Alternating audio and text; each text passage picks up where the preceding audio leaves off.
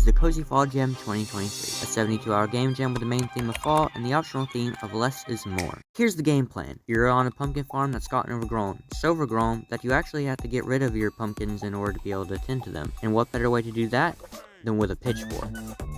Since I planned for the pitchfork to be flying around on its own, I made the movement and camera tracking very floaty. But I got to work as soon as I could the next day.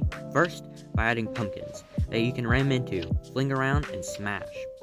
Which is good and all, but for an extra layer of depth, I added seeds. But these seeds won't come from the pumpkins just sitting still. In fact, they come from smashing the pumpkins. Which I think ties in with the theme quite nicely. When you get rid of pumpkins, more grow.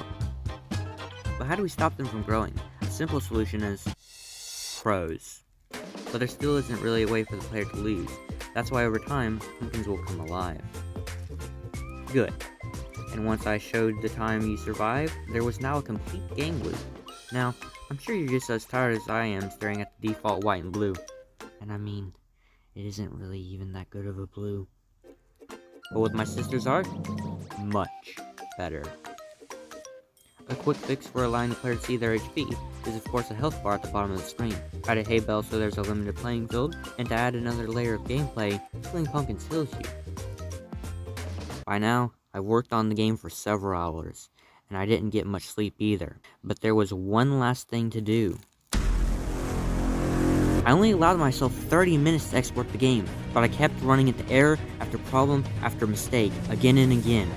Time was ticking, and I knew all I could do was keep trying until... well, that's that, I guess. I may not have been able to submit my game in time, but I was still able to make a pretty fun game in such a short amount of time. The end.